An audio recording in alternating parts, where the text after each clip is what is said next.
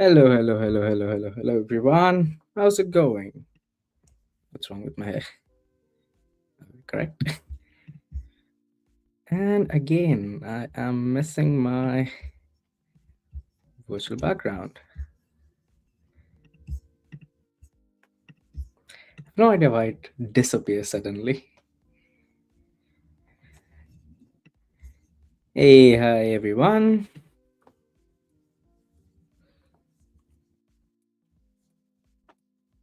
Okay, we have people. Nice, that is good. Hopefully, you did not have to wait for long. Yeah, just the anticipation of it is good. Okay, let me just remove this. And okay, so I hope you all have checked in. If not, there is the link. But if you joined after, you can't see the link for whatever reason. Let me share it again. So please check in for the sessions. Uh, Link is again in the chat.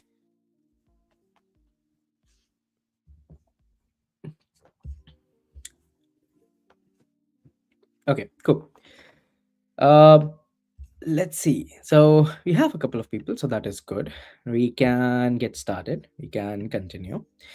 So, welcome everyone, and thank you for joining part three of building your own AI finance tracker, kind of. I would say, not kind of, definitely, I would say that. Uh, okay, so for folks who are joining me today for the very first time, this is part three, as the title would say. And that means part one and part two have been completed. And at the end of part one and part two, we reached a point where you could see something on your screen. And oops, nope, you can't see this yet, unfortunately.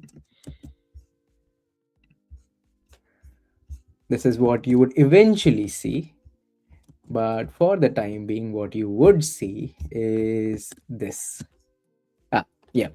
So I'd shown you what eventually it would look like if you are again joining me for the very first time. On this is your first day, first session, and you're directly starting from part three. That is courageous. So that's fine. You can always go and check out the previous sessions on the YouTube channel. But I'll give you a quick overview of what we want to build, where we are trying to go. So this is what eventually we would have, where we'll have a dashboard showing our finances, our past transactions, and we'll have an option to add a transaction. It could be an expense or an income. I've tried to think of multiple, you could say, categories and subcategories. Most of them are fake and made up, and what the AI part would be more like a suggestion bit, which would train on our data rather than plugging into any APIs or anything. And we would create a demo model. For example, we'll have a button to create a quick model which will kind of learn from this data, and then uh, you can use it. For example, if I now type Tesco and I say suggest AI category, it would suggest like, okay, the subcategory should be Tesco, category should be groceries, because that's what I have more in my data. Whenever I go to Tesco, I buy groceries. uh, okay, so something of that sort, but it is trained on, like, it's a very bad model because it's only trained on this much data. So eventually what we would like is to train it on better data. Okay, we would train the model locally, create a models.json file, and then use it in our application, in our web application. Now, I don't think we would be able to finish everything in like next two sessions, unfortunately. So what I'm planning to do is I'm going to extend this by two more sessions. So I'm going to request for two more sessions, which would happen mostly on Wednesday. Keep an eye on the challenges on the schedule, not challenges, sorry, on schedule by going to ghw.mlh.io. Keep an eye on the schedule. Mostly, if I do extend the sessions, they would happen sometime on 17th of December. Okay, so they would be here on day 5. So two more sessions would be on day 5. They are not there yet. I'm going to request for two more sessions because I'm 100% sure we won't be able to finish up everything that I want to finish. Okay, and you can follow along with me if you would like, or you can just keep an eye on the code by visiting the GitHub repository.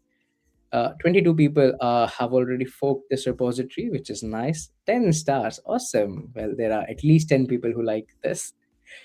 Uh, that's good to know. That is great to know, actually. Thank you so much. And yeah, any questions, anyone, before we begin? Well, like, not begin, we'll continue from where we left yesterday.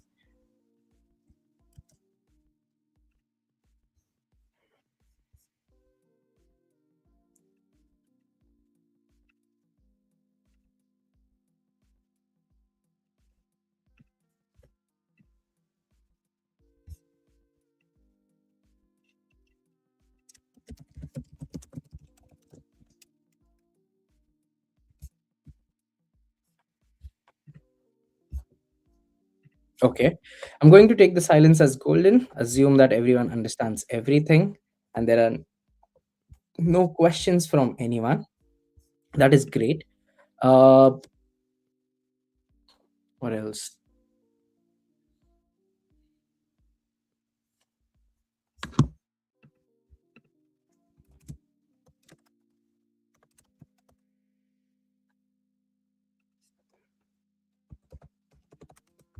Oh, there is one question.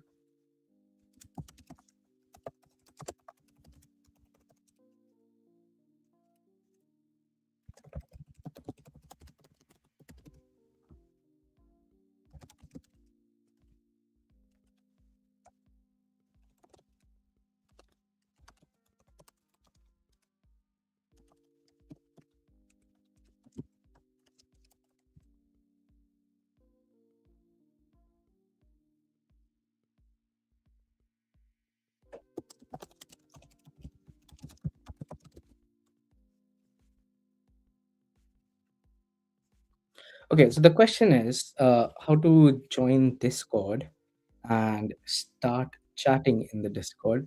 So, pretty sure you must have received an email of Discord. If not, I let me find a link. I think it is discord.gg/major league hacking. I'm finding a link. Give me a second or two.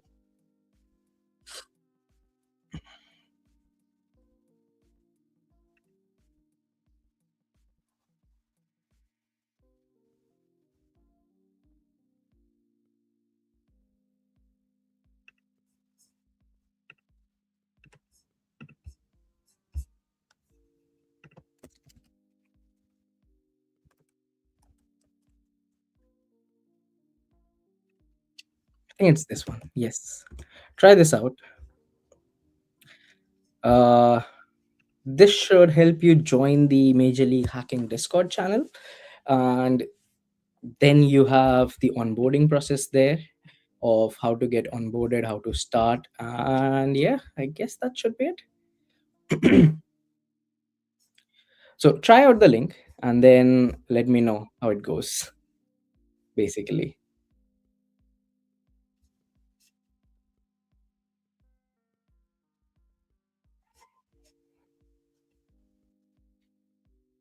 You're welcome. Yep. If when you join using that link, it should ask you for a few details. You may need to connect your Major League Hacking account.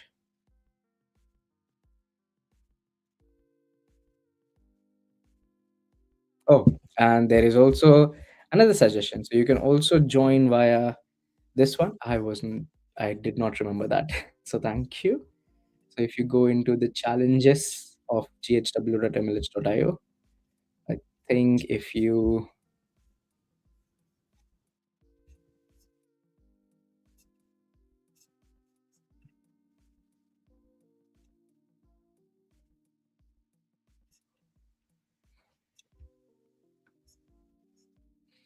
link your MyMLH profile to your Discord account. Join the MLH community Discord. Yeah, there we go. Oh, this is a better link. So use this link on the challenges page and join it.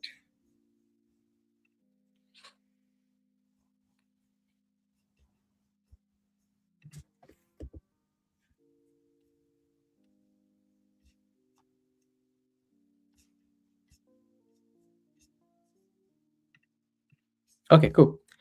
Any other questions, anyone, before we begin? Just want to ensure that there are no questions because, as I said yesterday, that today's session might be a bit, it won't be as beginner friendly as before because I also want to finish this project, definitely. And at the same time, if you are completely new to JavaScript, then this might be a bit difficult to follow. Okay, a bit being the keyword here, uh, because eventually all it is just conditions around, oh yeah, do this, do that, blah blah blah. So it would be easy, but it would not be easy, if you understand what I mean. It would be easy to understand with respect to, okay, this is what we are doing and this is what it does slash helps with and stuff. But at the same time, if you don't know exactly how to write that particular syntax, it might feel a bit overwhelming. But that's still fine. I would still request you to stick around so that you can uh, understand. Like eventually, when you start writing it, you would understand what's going on, how it works, and yeah, stuff like that. Okay, so as promised yesterday, we will start with Existent. Okay, so we'll need to install a couple of libraries. So let me go into the package JSON and close this.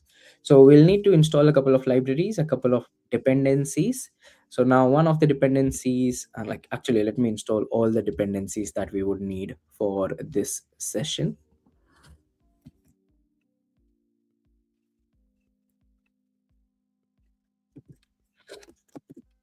Okay, so we are going to install TensorFlow slash TFJS. That will be the library that we'll use for our models, our AI model that we badly train. But if you can train it on less data, yeah, the same process goes for training it with more data. Okay, the process remains the same. You may just need to tweak a few parameters here and there, which I'll talk about, like what the parameters mean, how they work, and what you can do. Okay, so that is going to be our main focus with respect to the project, the code, and then so that is what we'll use the TensorFlow JS for. We'll use Dexy, and I like Dexy and Dexy React hooks. That is a library to manage. Uh, what's the word? To manage IndexedDB. Okay, so what is IndexedDB? So if this is your first time, like talking about indexed DB, then if you right click on your like any of the web pages, go to the application tab, there you will find something called as index DB. So currently I have two of them created from before, but there's something called as indexed DB, which is a database in your local. So you have local storage, which stores some local data. Local data is persistent storage, so it is there for like a long time. Then you have the session storage, which is data that is only available till the time this particular tab remains open. The difference would be like local storage, it will remain persistent. So even if you close the tab, you open it like tomorrow or day after tomorrow, it will remain there unless you actually go and clear it. The second uh, difference between local storage and session storage is that local storage data, so if you are on localhost 5173 in this tab, okay, and we add some data here, so example test data, my test data, So here is my test data kind of. Let me just put it in a string. So this is the key and this is the value and this is 5173. Now if I go here, open the application tab, I will see that the data has kind of transferred over. Now let me go and try that with uh, session storage. So this is my session and my session data. If I go here, it will not be available. Okay, even if I reload the page or anything, it won't be available because session storage is tied to a session, and session means like data which is of that tab belongs to only that tab. The good thing about this is that no one can actually kind of spoof data from one session over to other session, because as soon as you change the tab, even if you are on the same domain, which is the same URL, it is a different session. Okay, so that is the browser implementation of this. Okay, so that is about a session storage. So uh, local storage, session storage, and then comes IndexedDB. So IndexedDB is again key value pairs, and it has data which is persistent. The difference is that IndexedDB, the data will be kind of like a database. You'll query it like a database. That's number one. You can have more storage in the database. So example, in local storage, you are only allowed up to 5 MB if I'm not wrong. But in IndexedDB, it will be 80% of your total available hard disk space. Okay. So if you have 1 TB hard disk, then I think you can have up to 800 GB of IndexedDB data or something along those lines. Okay, provided that you don't have anything else. Let's say like at least 500 GB of data you can kind of put in IndexedDB. Uh, Again, it is tied to your browser's domain. So localhost 5173 will have some IndexedDB data which will remain in local for localhost 5173 only. And yeah, I guess the best place to look about it more is MDN.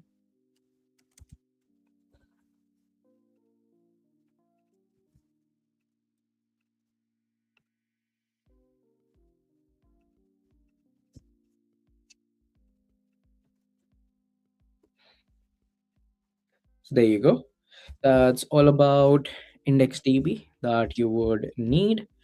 Uh, yeah, do have a quick read through, uh, like read about it. I'm pretty sure it's like I would be. I'm sure that it would help you. So it is like transactional, like SQL, or like relational database, and this is more JavaScript oriented. Blah blah blah. Okay, so I think it's just good enough to know about it. uh, well, of course there are use cases, like depending on your use case you can use one database over the other. Now in our use case, I want to persist the data. I don't want to give an option to delete the data. Maybe overwrite it but not delete it. Like not deleted from the UI, because as I said, we are not going to use any database. So we'll have to rely on the UI database, like the UI available databases, to save some of our data. Okay, so that even like if tomorrow we delete most of the things that we have created, like seed data, even if we delete it, that's fine. We can kind of get it again. Hmm. Okay, cool. So that is about IndexedDB. Sorry, Dexy. So that is what Dexy will help us. So Dexy will help us read this IndexedDB data. It allows like IndexedDB APIs are low-level APIs, as their website, as MDN says. So it becomes very difficult to interact with it, like read a database, because you can't just go like, okay, give me data on this particular key. You have to open a database connection, then you have to read it, then you have to close a database connection. You cannot have two uh, functions trying to read from the database at the same time, you have to kind of go atomic on it, you have to go sequentially on it. So all of these things are managed easily using Dexy. Lightweight charts, we talked about it yesterday. It is from 5.0.9, right? Yeah. TradingView has open sourced one of their charting libraries, which is the lightweight charts library. It is pretty cool. This is my first time working with it, so uh, I'm not 100% sure like I use it correctly for most of the things, but it works. You can, like, when we build it, you will see that it does work. So yeah, that's about the lightweight charts. They also have an advanced charts library. I did see that somewhere.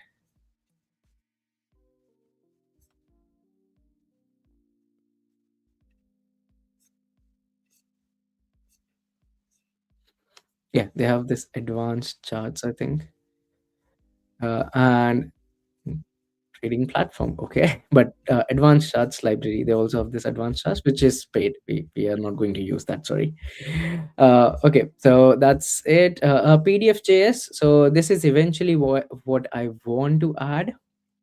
So uh, now imagine this platform, and this is a functionality which I would give you an idea of. So PDF.js and the tesseract, okay, they are going to work together. The functionality would be that if you upload a PDF of a receipt, it should be able to read it and categorize it properly. So that is something that I want to build uh, in this application. Let's see if we, by the end of 6 sessions, we reach there. Okay, then React DOM is fine. UUID is for unique IDs, and Zustin is our store management, for our state management. Okay, so what is state management? So let's spend like a couple of minutes talking about that. So yesterday we saw use state, which was React's way of managing data. Okay, so React allows you to manage local state using use state variable. Now that is good, and that is definitely helpful to manage local state. The problem when you have to manage local state is pretty soon you are going to need global state.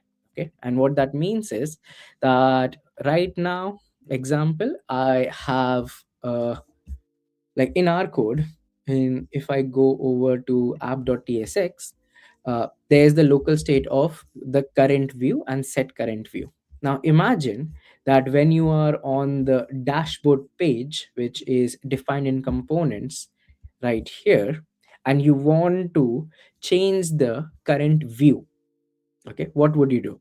So there are multiple ways to do it. One is having a callback function. So what if there is a button here which says move to a transaction view? So after this select, assume, like, for whatever reason, we have a button which says move to transaction page. Okay.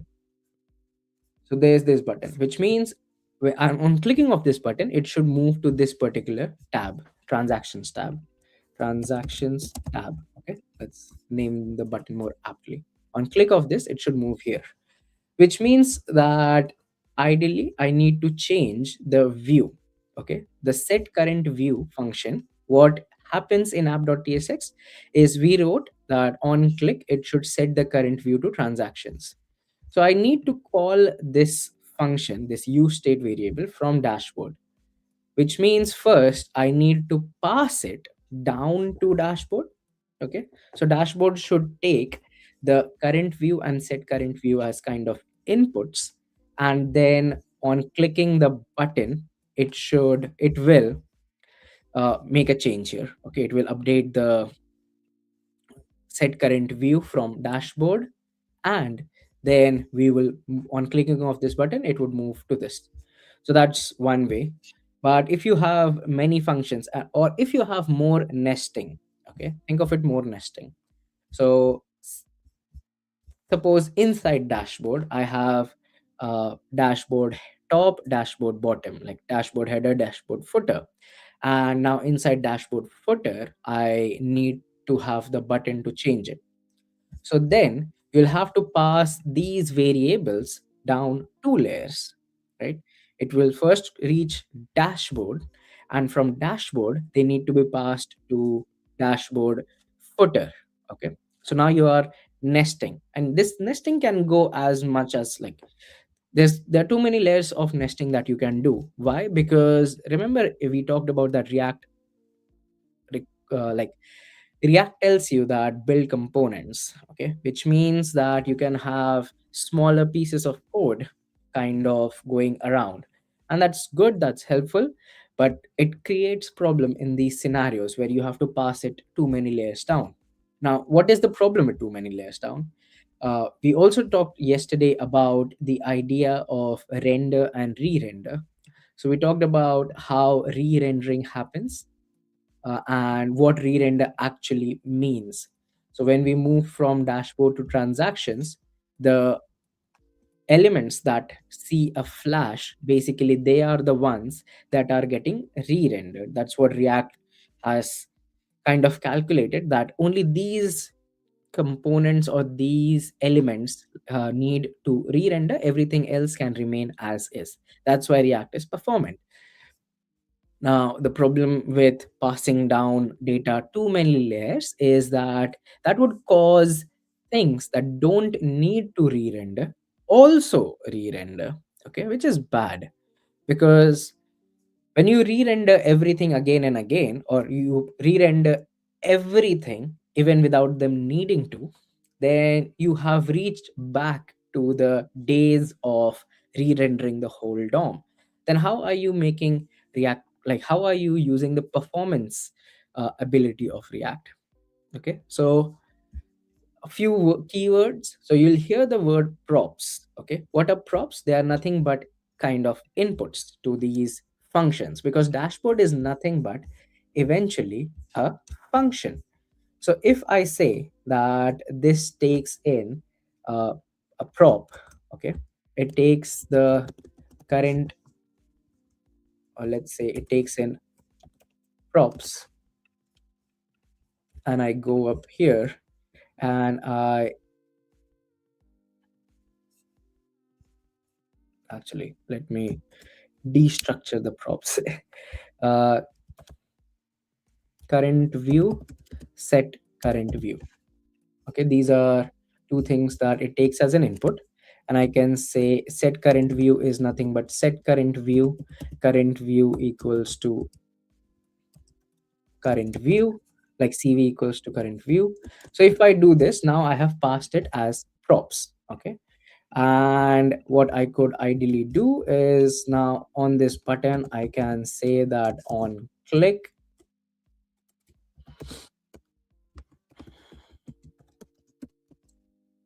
set current view to what was that, transactions, for example. Okay.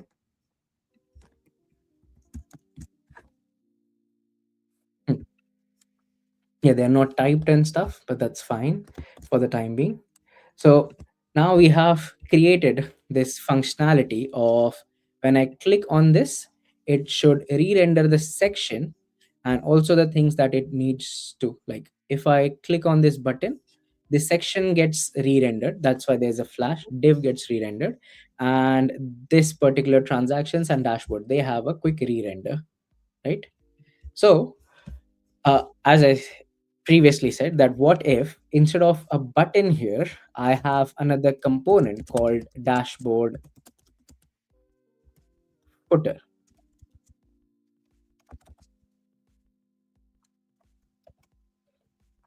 and this one actually needs the uh,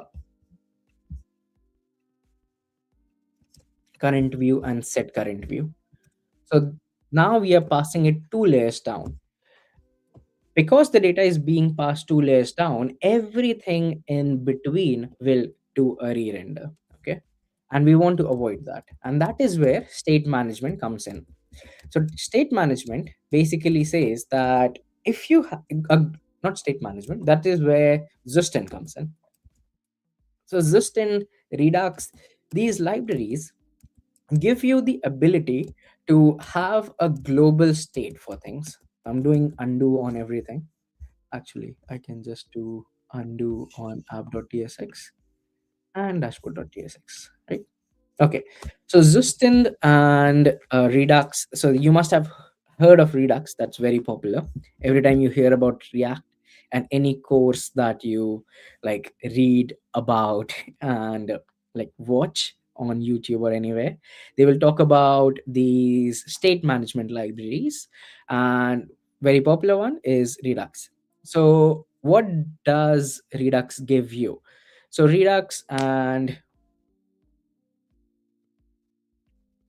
other libraries like Zistin, they give you a way to globally manage state, which means that they do exactly what use state does, but in a way that you can access these properties anywhere in your whole application.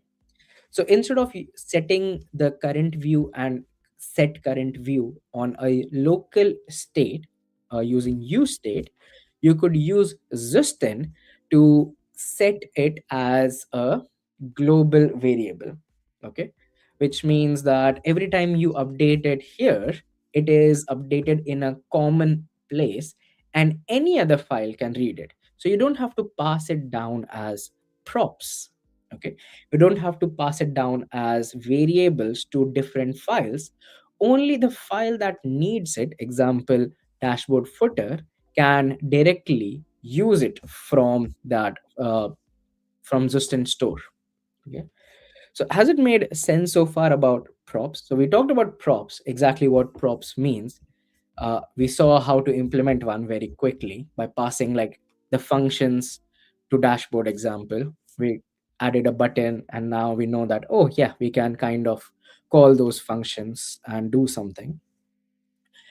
And we talked about how if you have multiple layers and you have to pass it down too many layers, then you will re-render everything it touches. Okay, everything that is on its way down to the file that needs it, the props.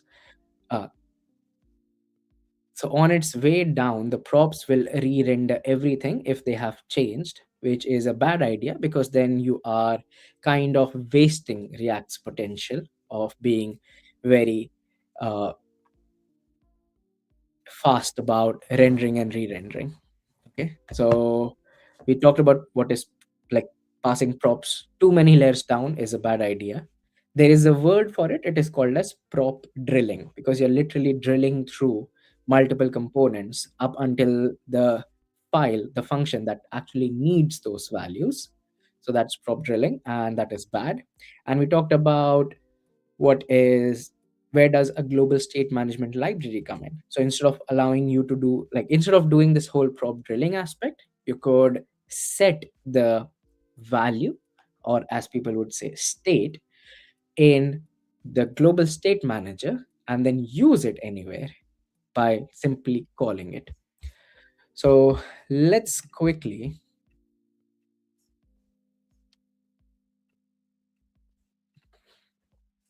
create something.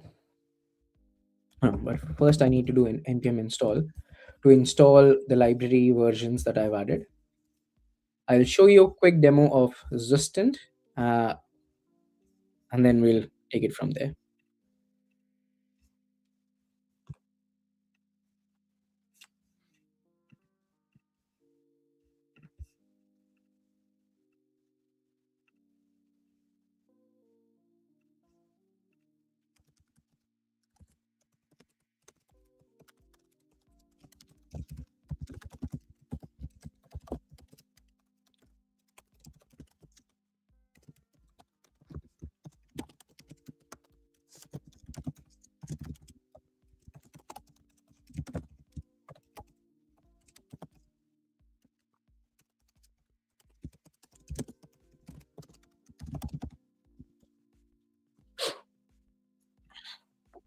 Okay, so all the libraries are installed. That is nice.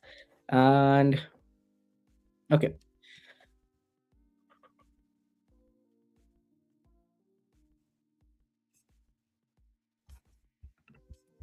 I'll create a store folder, and inside this, so now this is going to be a demo store. So please don't like, you don't have to create this. This is just to show you uh, how Zustin will work. So I create a view store.ts file, and we'll need to import a few things. I'll do that in a bit.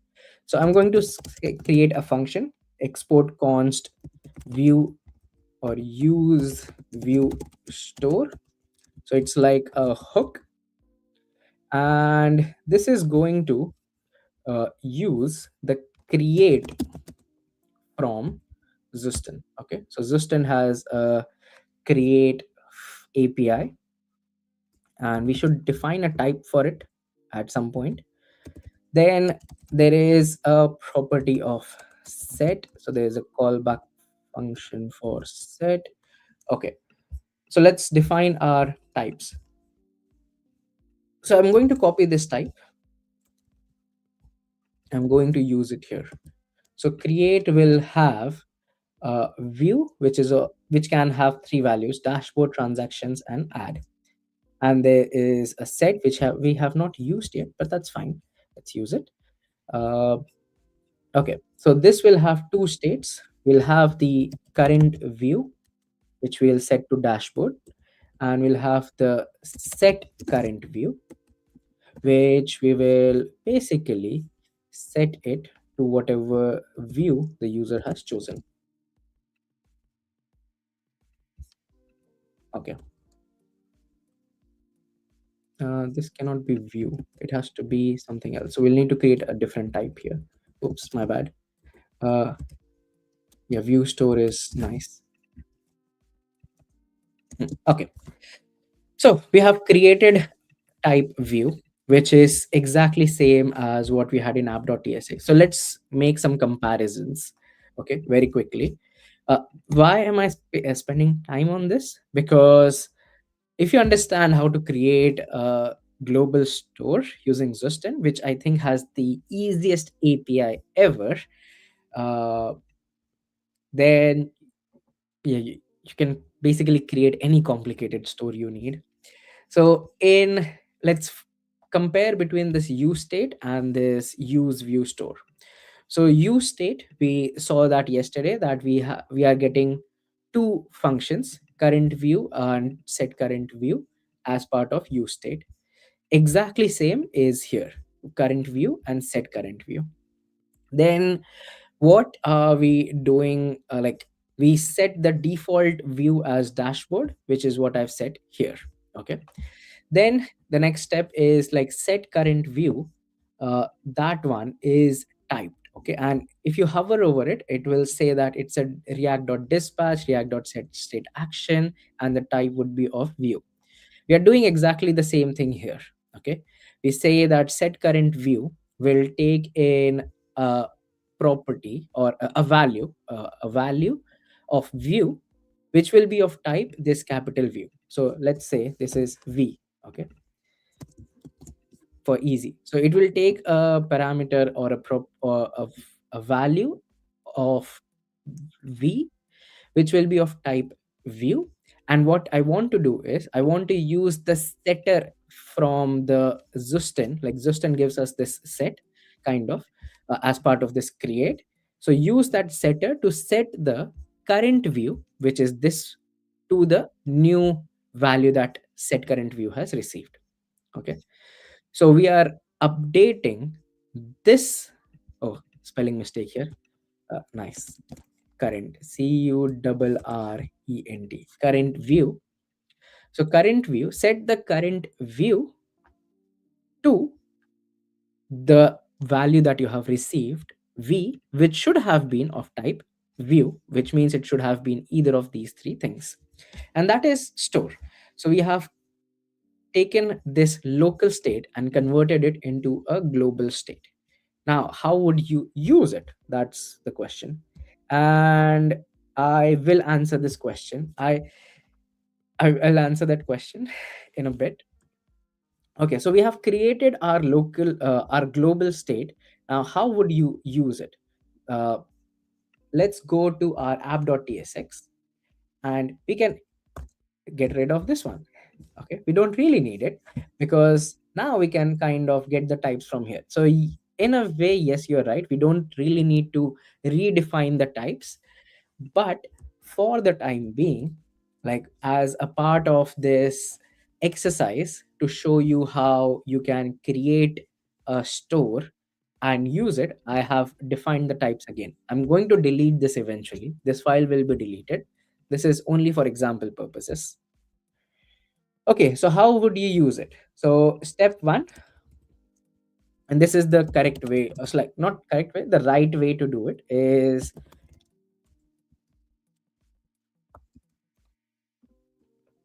extract out everything that you need. So I'm going to use the use view store, and use view store function is going to have a variable. Normally it's called state, that's like a convention, and it is going to call state dot, and there are two properties. As you can see, there is a current view property and set current view. So current view, and I'm going to do const set current view also like this. So what we are doing here is we are extracting out, okay, from our store, we are extracting out two things. The first is the view with current view, sorry, which is this property, and the second one is set current view, which is this property, and we are storing it in variables of the same name, because then it becomes easier, right? So now current view, where would we use it? So well, current view is already used actually. So there we go. Current view is already used. And the set current view would also be used. Yep. And that's it actually. It works exactly the same. Now, if I go over to this one, to my app.tsx, like dashboard to transactions to add transaction. So everything is still working as it was working before. And you remember that inside dashboard, I wanted to add a button, go to transactions, and I can add the button with inside transactions which says go to add transaction. And now, instead of passing the current view and set current view down as props, I can directly go to the dashboard and I can do exactly what I did there, which is const set current view. That's everything that I need, equals to use view store and a callback function to get this. Oops. Okay. And now in the button, I can say on click, set the current view to one of these things, go to transactions. And inside transactions, I can do exactly same thing. So I'll copy this line.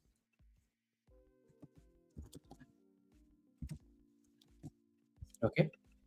And here I can say on click of this button,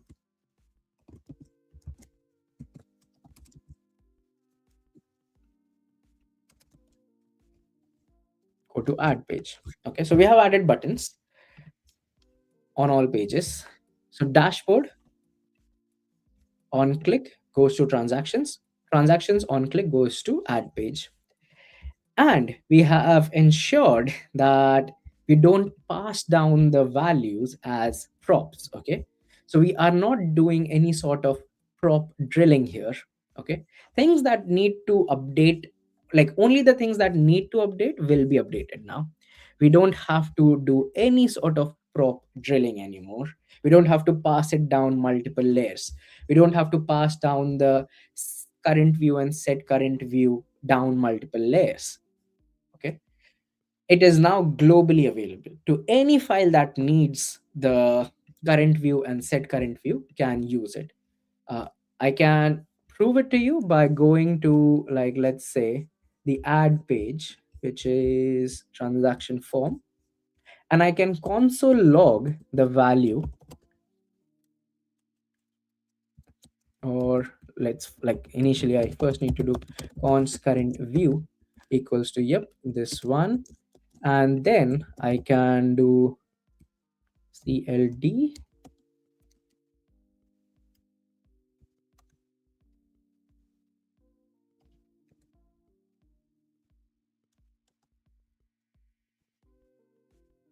Okay, anyways, console.log, and I can log what is the current view value. Okay, so now let's focus on the console. It's not logged here. It's not logged here. I go to the transaction. So when that renders, I can get what is the current view property. Okay, like what is the value of current view. And that is possible because when this one renders, it calls the use view store, and use view store has the latest value because we have reached the add transaction. Like when we clicked on the transactions page, we reached add transaction. So this gets rendered and it has the latest value. We didn't have to pass it down multiple layers. We used a global store to kind of create it. Okay. Create and hold the value of our state. So far, has it made sense about what Zusten gives you? Zusten gives, like, if I have to summarize it, Zusten gives you an ability to create a global store, which means that uh, all the values that you want to keep a track of should be now stored in the global store, and then you can use it anywhere in any file you want without going through the process of prop drilling, which means you don't have to pass down the values down multiple layers, one place, and that's it. So spend, I said, a couple of minutes, and then it's like 20 minutes later I'm explaining you what existing store does. But does it make sense? That's my main question.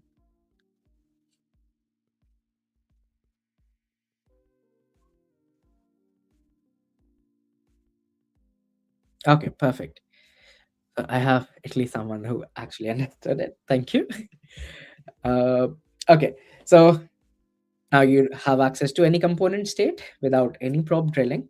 uh, the reason why we call Zustand store in this particular manner, which is like state dot set current view and then state dot current view, is because Zustand is very smart with respect to rendering and re-rendering. Okay, so rendering. So if you call Zustand store properties in this particular format, which means that you are telling it that only subscribe to the change of set current view. Okay, in this file what you have said is that only when the state dot set current view changes, you need to re-render this current view. Okay, what's the opposite of it? So the opposite of it would be that if I say,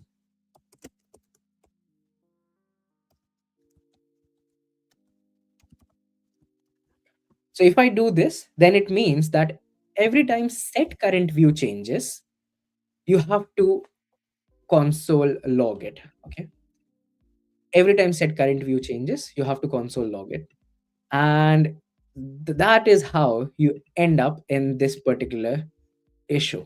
Okay, where even things that, okay, so now we have kind of crashed React application. We have said that every time set current view changes, update current view. But every time current view changes, then set current view will be like, oh, there's an update, and we end up in a loop. So that is why it's always nicer to only subscribe to one variable at a time, to tell it that only when this variable changes, do this, when that variable changes, do that, stuff like that. Okay, we can have scenarios where we want to update the value of a particular element, or like maybe there is for whatever reason we need to update the current view.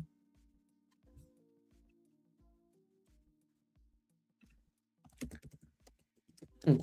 Like for some reason we want to kind of update it always, and that is also fine. Like it is a possibility that can arise. That is fine. You can kind of give it an array of all the variables that, if updated, need to re-render. But otherwise, Zustand is very selective about subscriptions. So if you tell it, like if you only want to update the store or the console log when current view changes, then tell it to only subscribe. So this is a way of subscribing to that variable value changes. So Zustand will subscribe to it, and it will be like, okay, when current view value changes, I am going to re-render. If it doesn't change, I'm not going to do anything. So if you have a store which has like more things, then it makes sense. It doesn't make sense in this scenario, actually, if you think about it.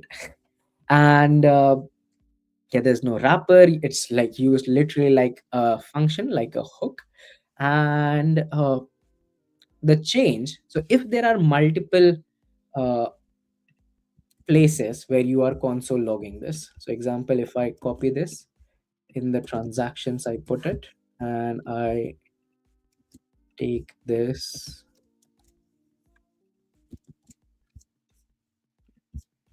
What else? In transactions, I need another dummy component, which I will create here. So I'm creating a dummy component. You don't have to do all of this, again, for understanding only. And dummy component, this is fine. I need to import it, and I can copy this one right in the dummy component. So the reason why I'm doing this is to show you like everything that subscribes.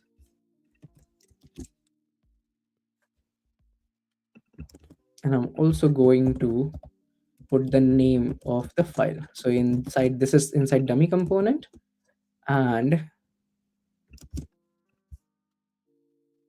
right here I'm going to say this is inside transactions. Okay, let's go to transactions. So transactions, as soon as we reach transactions, there are two places which are like, there are two files that are subscribing to current view. Okay, there is the transactions file itself, and there's also the dummy component. Okay, so there are two files that are subscribing to the current view value. Okay, and as soon as we reach the transactions page, we know that from dashboard. Okay, in dashboard we said that when someone clicks on this button, set the current view to transactions. That setting of the view ensured that we reach the next tab fine, and the current view value gets updated in both the transactions and in the dummy component. Okay, as we can see here. So this tells you that the change, whenever a variable value changes, the change is propagated to everyone. Okay, to all the files that are subscribing to it. So in this case, dummy component was subscribing to it, and that is why it got the current view value right there. I can show it in this format. So if I go to dashboard, go to transactions, every file that is subscribing to that particular state value gets an update. Okay, so that is very important to note, that you cannot be selective that, oh, if I change my, like, assume a scenario. Okay, think of a scenario of where you would use this. If you have a profile page, and on top right of your profile you have your username, and then you are filling a form where you can update your username. Once you have submitted the form, it will show your username example. Okay, so imagine this page, top right and in the form. So you update your username in the form, hit submit. So this form is a separate component, and this profile icon on top right is a separate component. As soon as you hit submit, if both of them are subscribing to username updates, it will change in both places simultaneously, and it should actually change in both places simultaneously. So you cannot do selective component updates. You cannot say that only this form should change. If they have the same variable, if you're updating the same variable, then of course everyone will get it. Okay, so you cannot do selective, but I can't think of a reason why you would want to update a variable value and only do it in one place. You sh- Everyone who is subscribing to that variable should get the updated value as soon as possible. Okay, so I hope all of that made sense with respect to Zustin Global Store. I can say that if in an interview you are asked this question about what is state management, why we should use it, uh, I think you have an answer now. Okay, I missed a question which was answered. So thank you so much. And I can quickly give you, okay, not why, YouTube of Major League Hacking.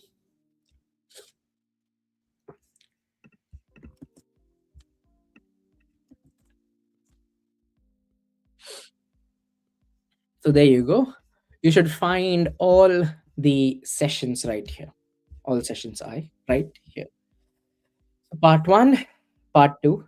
I realized that yesterday I made videos which are also in landscape mode. So I'm not doing that today. That was a mistake. Okay. So part one, part two. Sorry, not landscape, portrait mode. Portrait mode. Yeah. So landscape, watch the landscape ones, please. Don't watch the portrait ones. It's too small of a screen. Uh, Okay, and this is the part three ongoing. We'll have a part four right after this. So it's scheduled here. Uh, okay, cool. So, wow, that's a lot to digest in terms of Zustin and global state management. But I hope it made sense because now we are going to go full throttle about it. Okay, so I'm going to delete all of these because this was just to show you uh, like how Zustin works. Okay, view and current view still set up in this format. And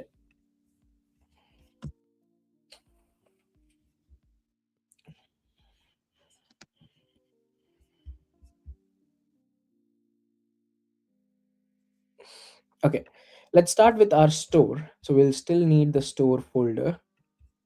So source and store folder. And let's start with hmm,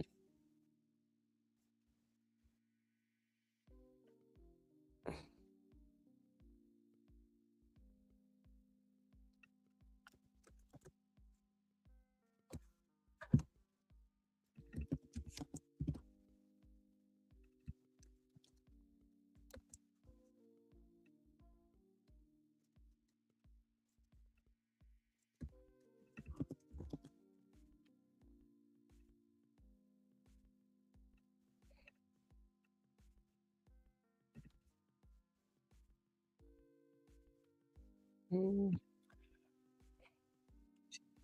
thinking what should I start with?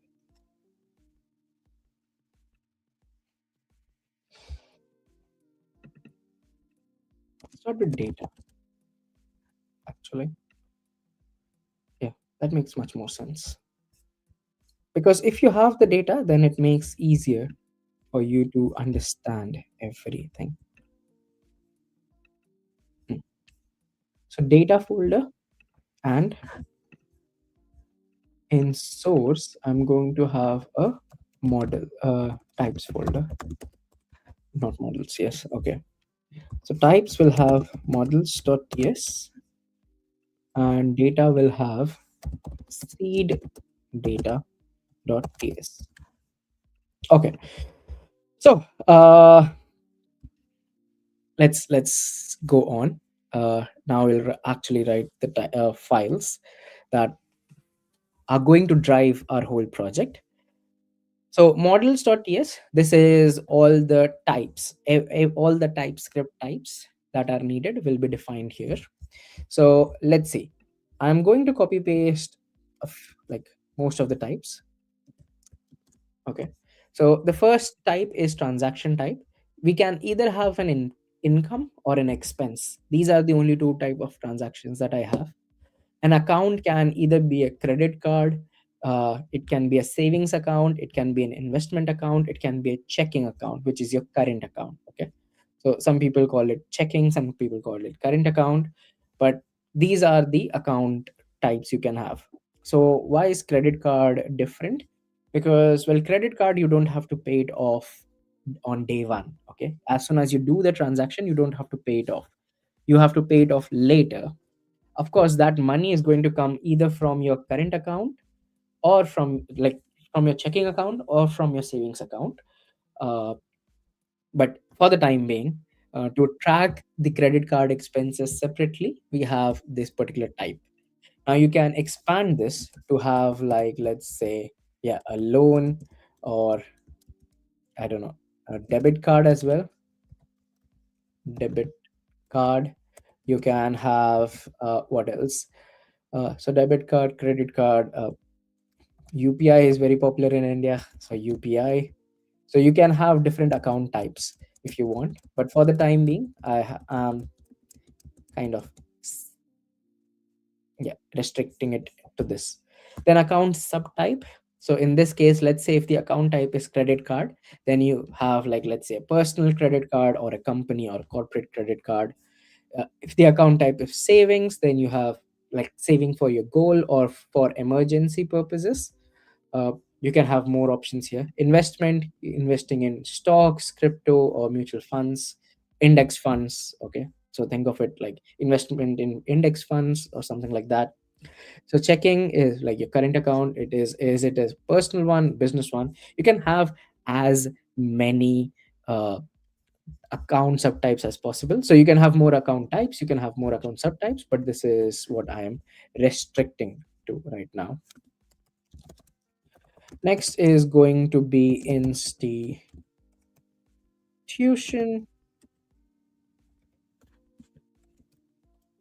and that will have an ID, of course. It will have a name and no logo URL. It will just have a type, which will again be a string. Okay.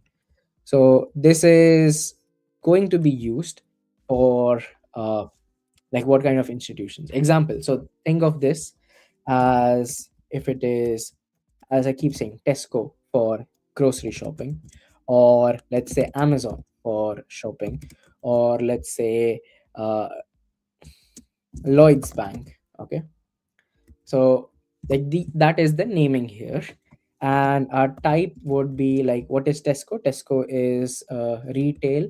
Amazon is e-commerce. Like, let's say your Lloyd's is for like a bank. So if I just have Lloyd's here, it's a bank, etc. So that is the type of these uh, institutions. So we define an institution type. So this will help us get more details about, like, create more insights. The clearer your data is, the easier it would be to make ML. Like, when we make a model, it will be easier for it to understand what each aspect means, and it would kind of create an algorithm which identifies whatever we type much more accurately. Okay. uh Next one is going to be transaction. Now, a transaction, every transaction should have an ID.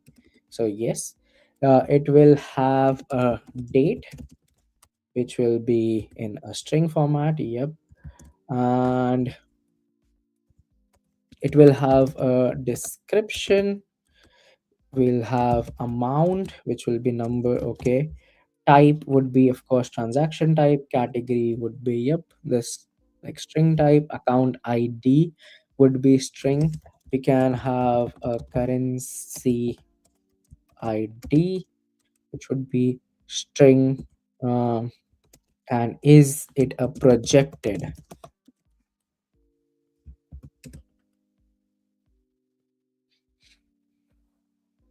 Hmm. keep it. So currently, let's keep everything as false. Okay. So it's literally going to be false. Every transaction, is it a projected transaction? No.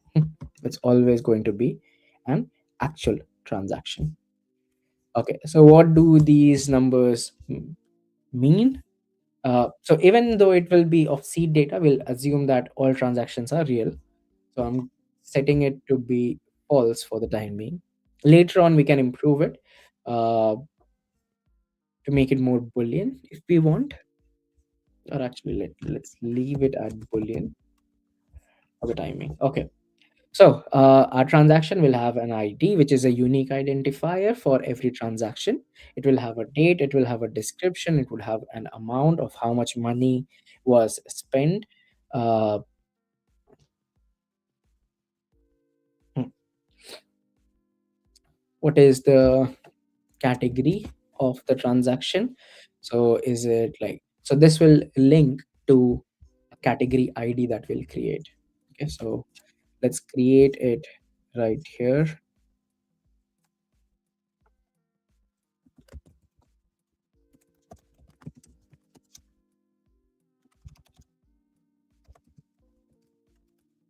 Okay, so it will have a name ID.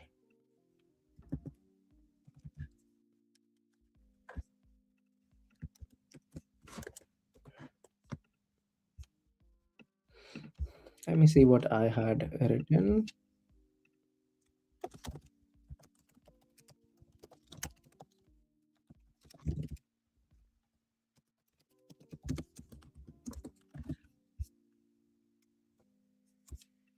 Okay, so I had ID, which was going to be string, name, okay, and then I had a type, which would be of transaction type. Then we can have a parent ID actually, but that may or may not be there. Okay, so parent ID, a description, which could be yep, and keywords, which would be yep, this is nice. Icon maybe, uh, and color, which could be a string again. Okay, cool. So, what do these represent? Actually, let me just copy paste everything.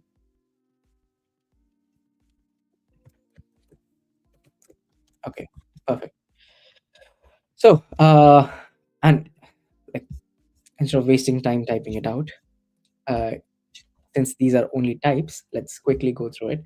So, transaction, you saw what transaction is going to be, and the account ID, currency ID. So, these will kind of link back to different types of currencies that we have. We'll have a currency with ID, code, symbol, and name. So this will represent like GBP, USD, INR, Euro, stuff like that. Okay, so every currency will have an ID. It will have a code. The code will actually be like USD, Euro, stuff like that. The symbol string. So example, yep. So will it have a dollar symbol, euro symbol, stuff like that, and a proper name, okay, for every currency. So that is what, and the currency ID will come from currency.id. Okay. Similarly, account ID will be of type account. Whatever is an account is what's going to kind of be project like added here. So instead of adding all details of an account, if we link it with an account ID, then we can find it very quickly. You can also think of this as a way to link certain things together. Okay, these are models, is how you would do it in a real database. uh,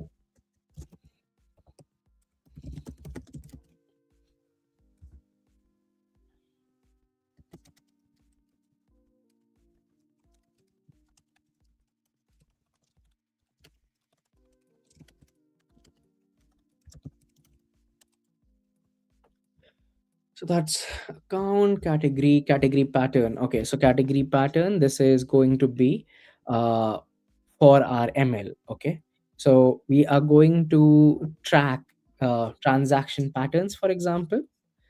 So that is what category pattern will represent. Let me see if I can rearrange all of this to be more. So transaction type, okay, goes to transaction, goes to projected transaction. Perfect. Okay, now this is much better. So all transactions are now co-located. Okay, so you have two types of transactions, which define the type for transaction, which define the type for projected transaction, where projected transaction is about what it is going to be in the future, and any transaction is going to be either a transaction or a projected transaction. Then you have currency. Currency will have these following parameters. In institution, which is company like Amazon, for example, let's say, they are going to have certain parameters. Okay. Then you have different account types and account subtypes. They are written together so that it is easier to understand. Then you have, they together build up the account. Okay, so an account has a type, a subtype, and institution ID, which we had defined here. Okay, so institution ID. Then it will have currency ID, which will come from currency ID, uh, which makes it easier to link them. Balance and created at, which will be about the idea of how much we have spent, how much is kind of how much we are left. Okay, so we can in a way have the idea of how much current balance do we have, example, left in our account. Okay, so we can have that when it was created at, of course. Then account summary is going to tell us about how much we have in our account balance. Okay, so that links to which account we're talking about, what is the name, what is the currency of that account, how much balance is there, how much did we earn in that currency, how much did we expend in spend, not expend, how much did we spend in that currency, and what is the net amount remaining. Category is going to be of different transactions. Then category pattern is going to tell us about this will be actually used for our ML uh, stuff, I would say. Okay.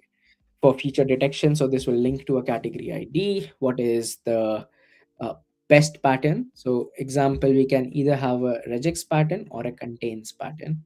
What is the idea? So example, every time you see the word Tesco, then it means that we can kind of match in a string for a word using regex. Or if there is like a word like groceries, that we can use the match type as contains to apply the pattern. And how much confidence do we have? So zero confidence or 100% confidence. Then we have category aggregate, which is again going to be more on the idea of uh, charting. Okay, so this is what is going to help us build the charts with respect to, okay, what is the category, example, how much did we spend on groceries, what is the amount that we spent, and based on that, if we have any projected amount, that's what we are going to write here. And percentage of total, how much, of the total, how much we have spent. Goals, these again specify with respect to all the goals that we have. So example, buying a house can be a goal, uh, emergency fund can be a goal, saving for a vacation can be a goal. So those goals will go here. And monthly aggregate will basically be in a month. So if we do look at a month by month expense, then how much was the actual income, how much is our projected income, how much did we actually spend, so expense, and what was our projected expense. So yeah, these are all the types we would need. At least these are the types that I could think of when I was building this. uh, what would be best right now is to use AI. I want to use the ask feature or an auto model, and I'm going to give it models.ts, and I'm going to add example inline comments to make it easier to understand uh, each type and type keys. Okay, so now this is where I would prefer to use AI. For example, okay, uh, I have created this, but there are no types. Like the types don't have any explanation. Okay, and that makes it very difficult. For example, to understand. Okay, what is this? What is that? And I don't like this format that it has given. It's not in a code format. Okay, let me try and copy paste this.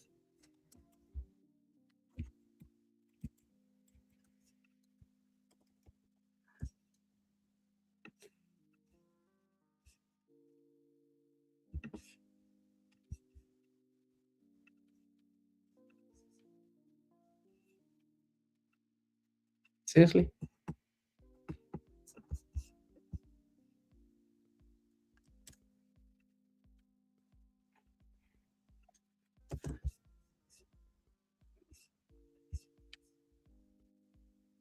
So copied up until account summary, which was here, and from account to any transaction,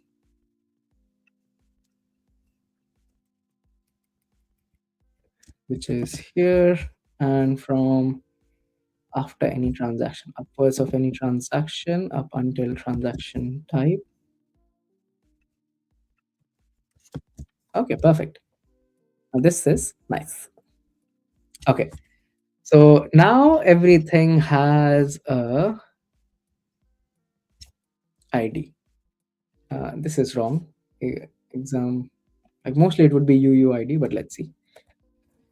Okay, so now you have more examples so that you can go back and see what each of these type values mean. Perfect. Now this is what I like about AI. I don't have to type this. Okay, cool. So that's our models. And now let's go to seed data. So seed data, I am going to copy paste everything. So all of this was generated using AI. I didn't like really write it down. I just wrote the first one and then asked it to kind of create the whole thing because it's fake data. But it was pretty realistic with respect to what it created. So that's like hats off to the AI model. UUID v4, that is something that we'll need to import.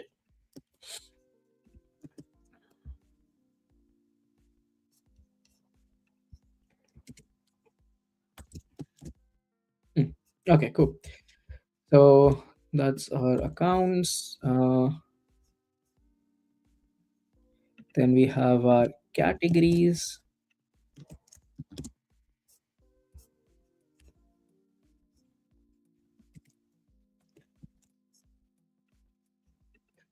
Okay.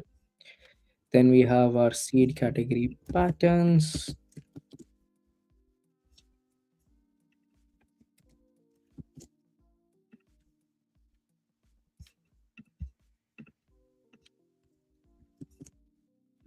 Then we have our goals.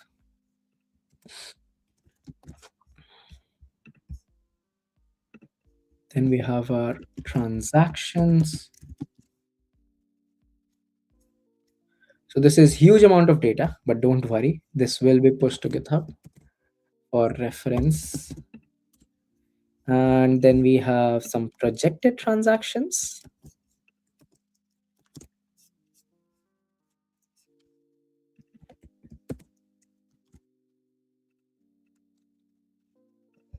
And we have all transactions. Okay, so what do each of these represent? Okay, let's start with the very top, currencies. So for all of we are going to support multi-currency. So I have created a list of all the currencies that we have. So I'm calling it seed currencies, and they are of type currency array. Okay, so everyone has an ID, a code, a symbol, and a name, all of which are compulsory. Then I have some constant variable so that I don't have to duplicate it again, which goes to these institution types. So these are a few institution that we have. Uh, yeah, some institutions that I have right here. Then I have seed accounts. Again, some random ones. Each is of account type. Account. Each of them is of an account type, which means it needs to have an ID, a name, type, subtype, institution ID, which matches what I've created up here. Then it needs to have the currency ID, which technically I can also create some constants for it. Balance and created at some random dates right here. All of them are 1st January, though. 1st January 2025, which I think what AI likes to have as date. But anyways, so some accounts, categories again, expense for groceries from Tesco, from Sainsbury's, any other companies, dining out, coffee, lunch, subscriptions like Netflix, AI tools, entertainment, Spotify, Disney, mobile phone recharges. So, and they also have some keywords along with them. This is what we'll give it to our model to train on. Then utilities like gym, internet, Wi-Fi, stuff like that. Okay, so all these are categories. Then we have seed category pattern. So a category pattern needs to have ID, category ID. So they need to match with what we have in categories. Then it needs to have a pattern, and if it is contains or rejects, and what is the confidence. So expense groceries Tesco will have the pattern or search for Tesco. So if a category ID contains example the word Tesco, okay, then we are 95% sure uh, that yeah, it's from Tesco example, from Sainsbury's, from others. So in case of others, we use regex, and if the text, the description text that we are writing, if it contains any of these words, then it means it's a grocery. Okay, and we are 90% sure. So similarly, for others, so all this does, this category pattern is going to help us is create some ML based auto categorization. Okay, so when we train our model and we give it like a lot of description texts, or when we use the word suggest, in that case it should see what we are typing and check what matches the most. So if I type the word groceries, then it can either be Tesco or Sainsbury's or from one of these. But if I type the word, let's say Tesco, it should be like, yep, definitely groceries. Okay, definitely groceries is what the user wants to add. Some goals. So I've added some like buy house, emergency fund, other goals, like three things, but you can have more goals. So if you go to the form and you add like buy house or loan or mortgage, some of those keywords, you should understand, oh, that is the goal that you're referring to. And then I have transactions. Again, all of these generated, they are not real transactions. We can have real transactions, but here we go. So coffee, savings interest, monthly salary, 3,200 in GBP. It's an income. And what is the account ID, where it should go? Is it a projected or is it not a projected? So all of these are taken as is projected false, which means that this is a true transaction. Okay, that's what we are telling our model, and that is how we are going to use it. Projected transactions, here we go. That's the projected transaction, which reminds me. Okay, so projected transaction, I think I've already set it to true, and transaction is always false. Okay, cool. So projected transactions always true, and all transactions is basically the seed transactions and projected transactions. So they can be either of a transaction type or they can be of a projected transaction type. Okay, and together they are of any transaction type. So all of this is generated data. Okay, so the bottom line is, let me come back on screen. Bottom line is, this is some generated data of currencies, of transactions, of categories, of goals, so on and so forth. So that when we build our data, when we build our dashboard, we have some data to show. When we build our charts, we have some data to show on the charts. And when we build our ML model, we have some data to use to build that ML model. Okay. Hopefully, all of that makes sense. Uh, Random data, random keywords. I just ensured that when I was telling, like giving the prompt to the AI, I don't remember what I used for this. I think I used ChatGPT. I think yes. So I gave it the prompt that make sure that it looks like real data. It should follow exactly what I created before was the structure. Okay, so I ensured that everything that gets created in seed data follows the types explicitly. Okay, that was very important to me, because then my model like the uh, LLM. Okay, so the LLM should not stray away from like creating random things. It should exactly stick to what I want my data to look like. Okay, so that was one thing that I told it. Then I told it that it should look realistic and it should be diverse, which means it should have some like dollar related things, some pound related things, some INR related things. I don't think there's anything that is euro related, but let's see.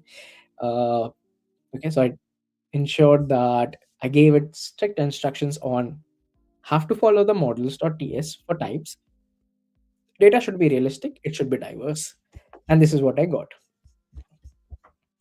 Okay, so that's about the data. Let me push this.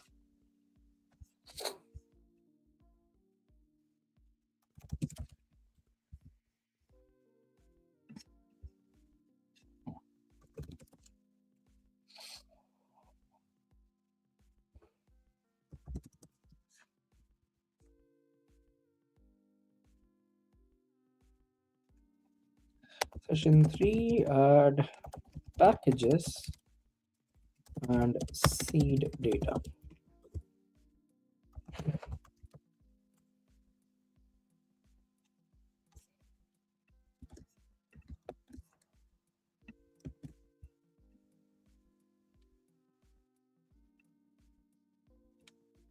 Okay, all you have to do is copy the package JSON. Don't copy the package lock, of course. Actually, I forgot to do npm run format. No, lint format is it called? Yeah, lint format.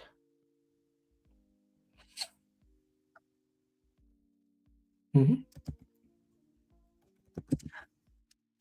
So there's one change in package JSON. So I'm going to overwrite my previous commit,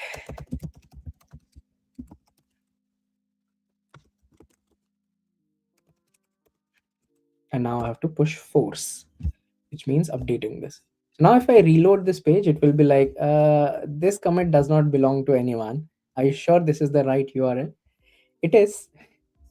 Uh, oh, it used to be. Now there's the new commit. Okay. So all you have to do is copy the package JSON, then do npm install, and then copy the seed data and copy the models.ts. I think there is a way you can do view file, and there's like this copy button which should allow you to copy everything that is there on the file. So seed data as well. Seed data is too much. So you can do view file and again copy this. Exactly. It has 1614 lines. Oof, that's a lot. Okay, so this is all the data that we would need to build our dashboard, to build our charts. So it was important for us to kind of have that before we start building anything, because now when we build something, it would make much more sense. Okay, so now let's start with our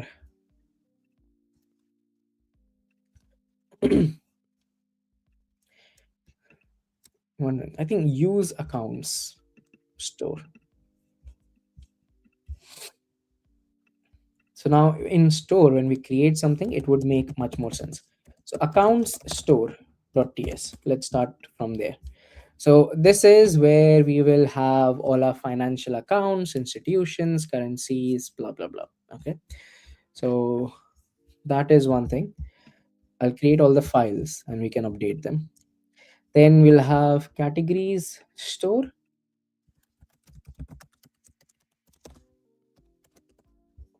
Okay. This is where we'll have categories like food, dining, transportation, category, subcategory, income, expense. So all those are categories. Then we'll have hmm,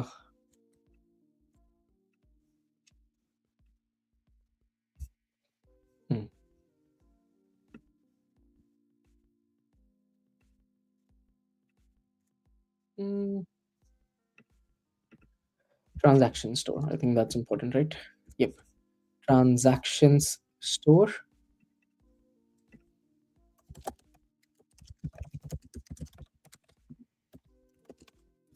Okay. So this is important. This is where all the transactions would go.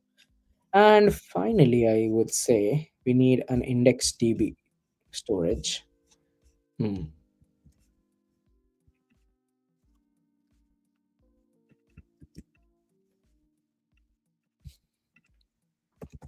Indexed DB storage.ts. So these are four files that we'll create. Index DB storage is technically not a Ziston store. It will be actually using Dexy or creating some functions, some some stuff. Uh, but that's fine. I like let's put it in store for the time being, because it makes sense. In my opinion, it makes sense that uh, it stays in store.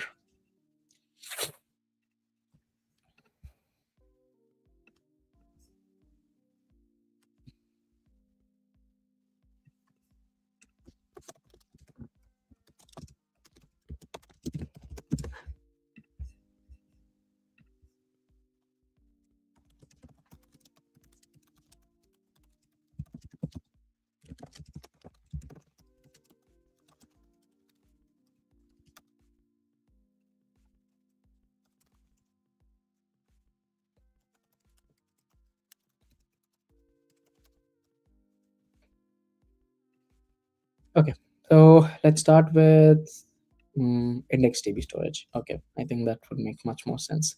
So what we are going to do is we are going to create a wrapper around index DB storage. Okay, using Dexy, so that when we use Ziston, we kind of have like exact keys that are uh, that are easier to find and update. So let's start writing them.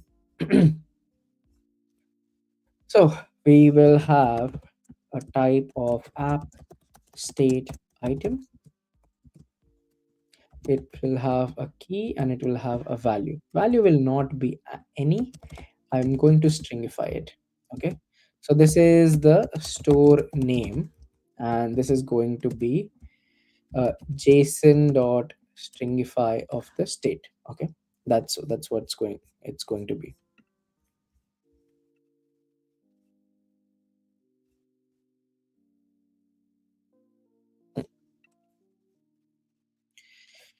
Okay, now let's do const db equals to new dexy of, I'm going to call it finance tracker db. Okay, that's the name of our database.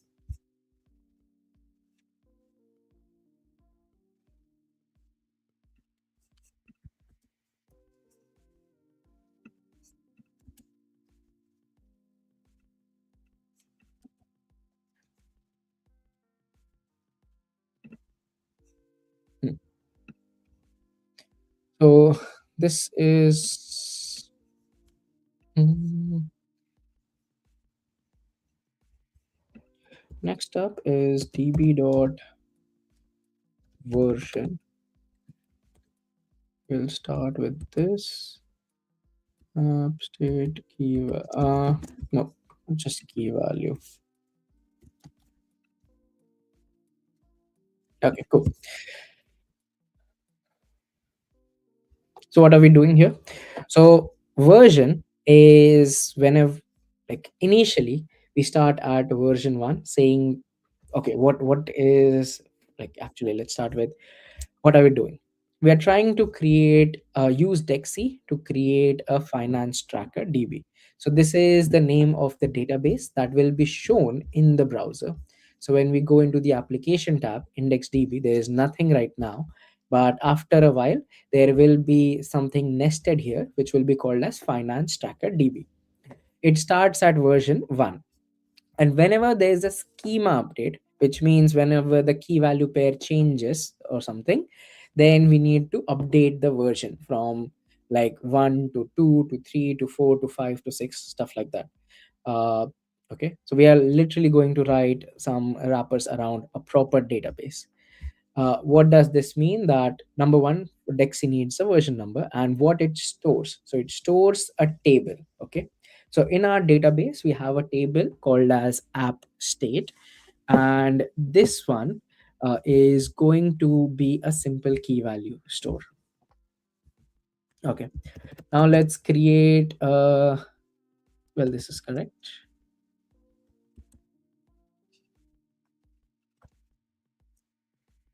Okay.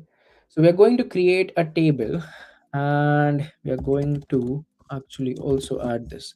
Okay. So what are we saying? That this app state table is like a reference to ensure that we get a type. Okay. We get TypeScript types available for the table that we create. That's all we are doing here. Next up is we are going to just create export const indexed db storage. Okay, so this is an object that we are going to export, and we are going to use this everywhere. So what are we going to do? We are going to create a IndexedDB storage adapter for Zustin. This will have a create JSON storage function, and it is going to be asynchronous. Okay, which means that uh, it can happen anytime. It is not synchronous. What is the difference between synchronous and asynchronous? Synchronous means that you start something, and until it finishes you can't do anything else. Asynchronous means that it is going to happen at any point in time. Okay, it can start at like t0, the time equals to 0, and meanwhile you will keep on doing something else, and then it will finish at like t 2 seconds. Okay, it can take up to 2 seconds, for example. So it can start at some point, but you don't know the end time, and meanwhile other things will keep on working slash keep on happening.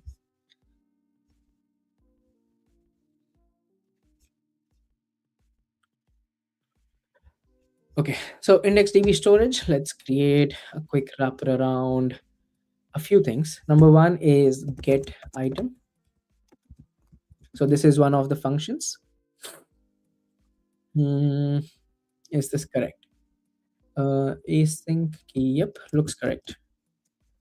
Then we'll have a set item, which key and value and promise. Yep, this looks correct. Then we'll have a remove item, which is async key, promise, void, and this looks good. Okay, so we'll have three functions or three methods, you can say, or three properties, like whatever you want to call it. Get item. This is going to read a value from IndexedDB and return it. Okay. Then we have a set item. It is going to write a value to IndexedDB, and remove is going to delete a value from IndexedDB. So get is going to get it, set is going to actually write something to IndexedDB, and this is going to delete something from IndexedDB. Perfect. Very simple. Now we have all we have done is we have written the names now. Oh, and three things that I forgot to mention, like, not three things, one thing that I forgot to mention, that all three of these are asynchronous, as I said. Okay, it can it can take time to get an item, it can take time to set an item, it can take time to remove an item. So you have to wait for things to happen. Okay, that is the keyword that you want to remember, that you have to wait for it to happen. So what is this line representing? So we are saying that this get item will be asynchronous, and it will either return a like it will return a promise. A promise is nothing but uh, a way of understanding whether something is going to be synchronous or asynchronous. And no, actually, hold on, let me think of it a better, like, let me think of a better way to format this. A promise is a type of return which can basically be in three stages. Okay, or two stages. No, it can be three stages. Yeah, a promise can have three states. So it's a type of return which can have three states. Either it is resolved, which means it is successful, or if it is rejected, which means that if you asked for, you said that go and find a key called as MLH in the table. Okay. Now, either it will get me back the key and the value for the keyword MLH, or it will say that no, there is no key called as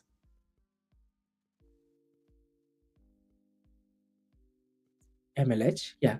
So that is a rejected. So you have a resolved state, you have a rejected state, and you can kind of have a finally state that regardless of whether you have resolved or rejected, do something at regardless. Okay, so I wouldn't say that's a state, that's more like a functionality. So a promise can, okay, then it has two states, it's either resolved or it is rejected.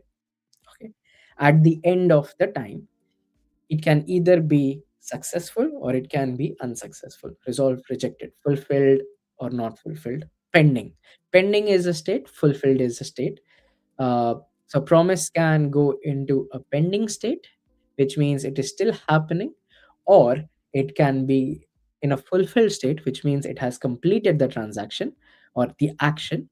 And the completion of action can either be a resolve or a reject. Okay, which means if it was successful in doing the action you asked it to do, or it failed to do the action you asked it to do. Okay, cool. So that's the layers to promise. A promise is asynchronous, which means that it can happen directly or not happen. If it is a pending, so initially when a promise starts, it goes into a pending state, which means it has it is going to try and do what you asked it to do. Example, go and find the key in IndexedDB, the MLH key in the IndexedDB. So that's what it's going to do. That's a pending state. Then the action has completed, goes into a fulfilled state. Okay, so promise goes from pending to a fulfilled state. Now, in the fulfilled state, you can have either a resolve or a reject, which means either it found the value or it was rejected, like it did not find the value. I guess that's one way to explain it.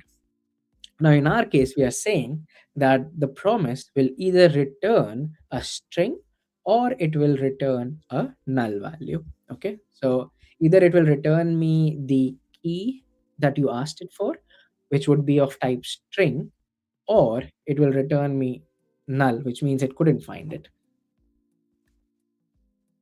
Okay, so I'm going to wrap it in try catch, so that try to find something, but if you get an error, console dot error, and return null. Okay.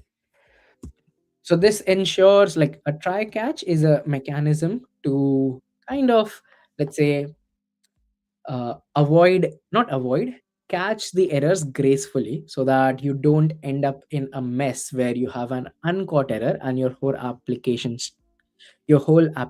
crashes. Okay. Now I can say const item is, yep, this one, and return. Okay, perfect. I think this is good. So we are saying return the value found, otherwise null. Yep, awesome. So what are we doing here? So we are saying await app state table, which is db.table,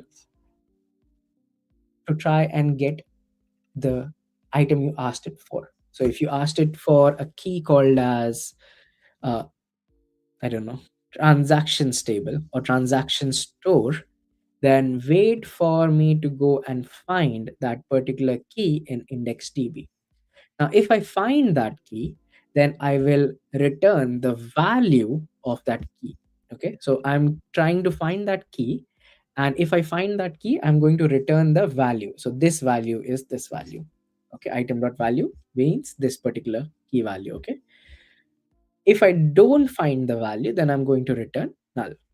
If there is any error, if I catch any error, like what if like there's no, like the table was never created, there's a problem in creating the indexdb table itself. In that case, I'm going to return null. So if you try to do a get item and the table itself does not exist, then I'm going to catch that error and return null. Perfect. And understandable, I hope so. So what is a get item? So now let's try similar for set item. So try catch. Okay, and in catch, I'm first going to console.error error setting item in indexdb, and uh, uh, uh, we can throw error. Okay, now this is a new concept. What is a throw error? Now in this case we return null, which means the caller of this function, so anyone, so the Zustin store that calls this get item, it will either get a value, which would be a stringified value because that's how we are going to store it in the state, or they will get null. Okay, so that means in my Zustin store, so in transaction store or account store or category store, I will check that I got a value and not null. If I got a value, then I will, like, let's say console log it or show it on the chart. If I get a null value, then I can't show it on the chart. Fine. But when we try to set an item in the indexdb store, okay, set an item means write a value. So when we try to write a value and it fails, then we will get, like, there will be a console error, but Zustin can't know what is the error in console. It needs to know that there was an error. So how do we propagate error from like a function over to the caller parent? Okay, so from this like indexdb storage, how do I send error to my Zustin store? The way is to throw. Okay, so a throw error will basically propagate the error from like this function over to Zustin, and in Zustin I will write the logic of capturing that error and doing something with it, like maybe showing it to the user, maybe like stopping everything else. I don't know, but that's what we would do there.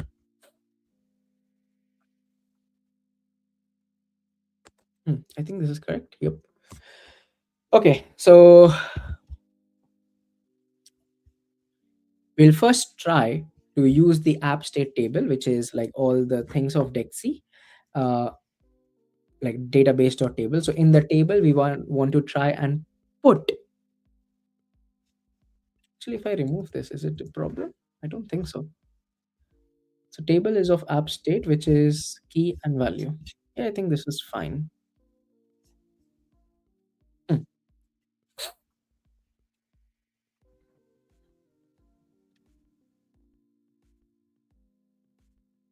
hmm. Okay, good. So we'll use the dot put on Dexy. I know all of these from Dexy JS.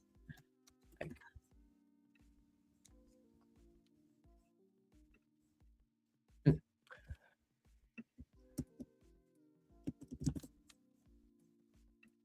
Documentation. Okay, so this is the documentation.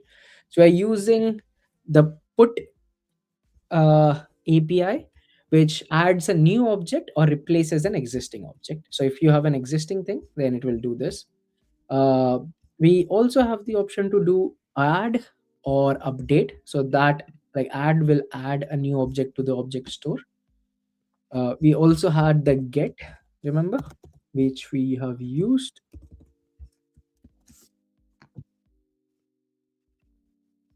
So I think if I search for table.get here, yep, there we go. Hmm, get key. Okay. Okay, so there is the put, there is the get, and you have all the details that you need here. So everything that I'm doing basically comes from here. And now the final one, remove. Once again, we'll follow the pattern. Catch, catch an error. Whenever there is a error, we'll try to do console error and throw the error so that the parent can handle. And here we can try and delete. Okay, perfect. So we are trying to delete a particular key itself. Okay, that's very important. uh, so we are not deleting a value inside it, we are deleting the complete key. That's what the remove item would do. And that, I think, is everything that you need.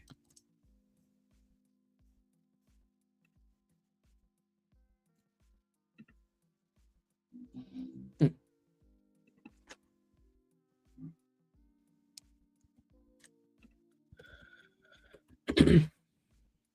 Okay, any questions, anyone? So this is a wrapper around our what's the word, around our index tb using a dexy. So now we are going to give users an easier way to use these functionalities.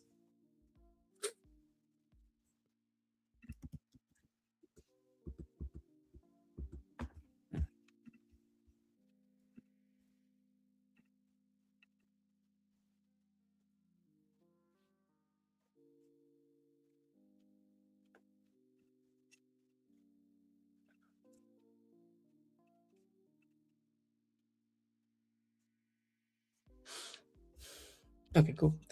Let's start. Okay, 12:55. Okay, we are nearly at the end of session 1, but I have a second session right after this. What should I start with? Let's start with accounts store. Let's create the schema for accounts store.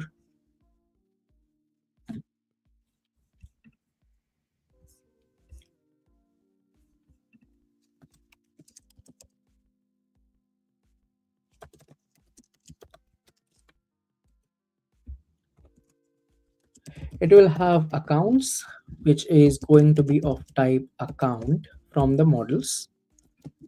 It will have institutions, which will be of type institution institution array. It will have currencies, which will again be of currency, an array of different currencies. So that's our accounts store that we'll have. And if you have some values, then you also need to have some setter functions, right? So we'll have add account, we'll have remove account, we'll have update account, uh, or actually we'll have add account, we'll have update account, and we'll have delete account. Okay, these are three things that it will have. uh, Adding an account will say that an account will be of type account, but the id and created at are not needed. uh, so in TypeScript you can kind of omit certain types.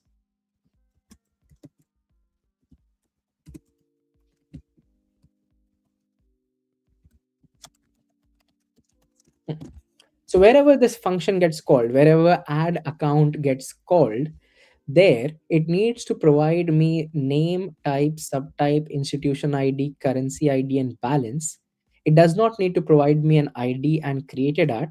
I will do that in the store so that I can generate a unique ID. And also, the created at timestamp will be when it gets created in the store.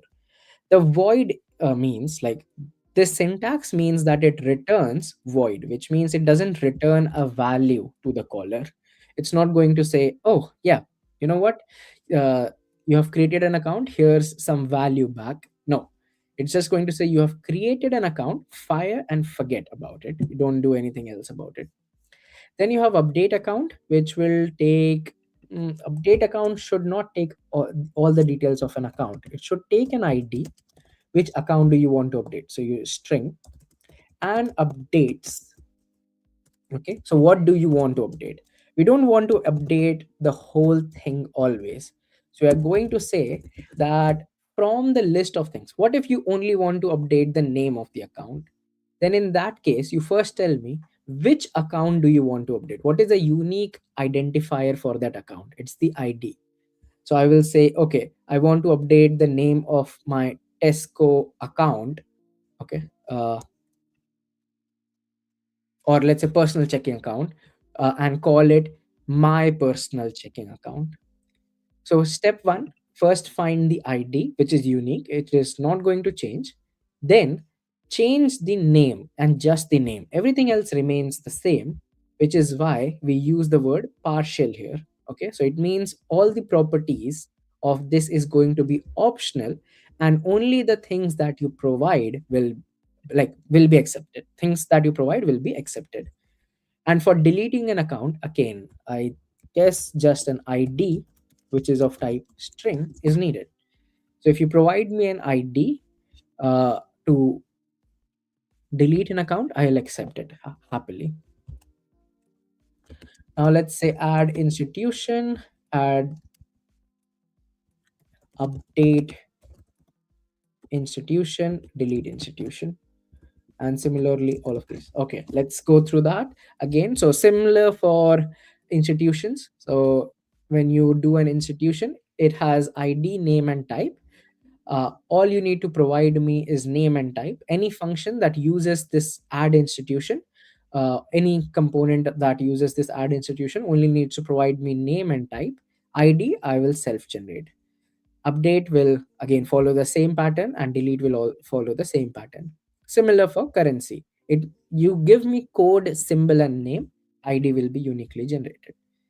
And yep, I think that is some of the actions. So add account, add institution, add currency, and now we can create some selectors. Okay, so selectors are a specific, like a special thing which allow us to kind of use those functions directly. But as I see the time, I think we are nearly, like we are at the end actually. So what I'm going to do is I'm going to take a pause here. Okay, we are going to come back after 20 minutes or 50. It's okay. Let's see what time we come back. 15 minutes. Yeah, 15 minutes should be fine. So we'll come back in 15 minutes and we'll continue. What are we building? We are building our store. Okay, resistant store.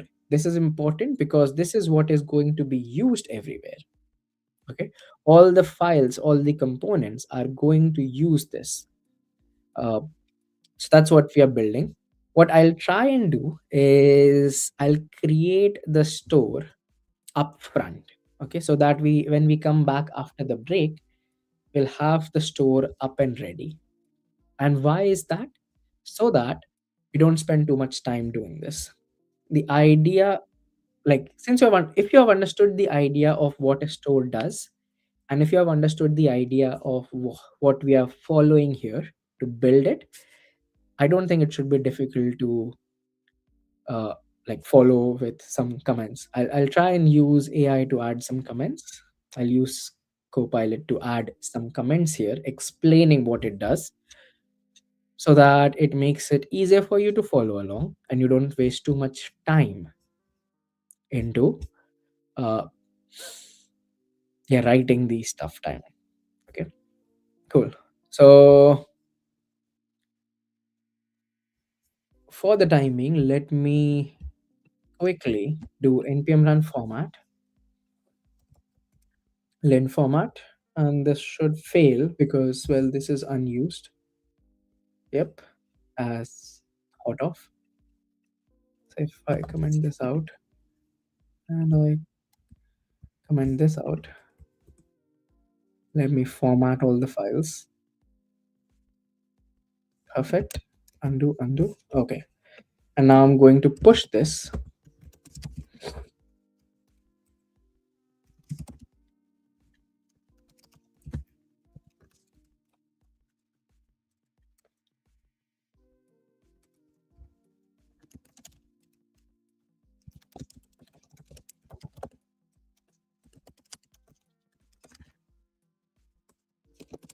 and git push. It is not completed. Okay.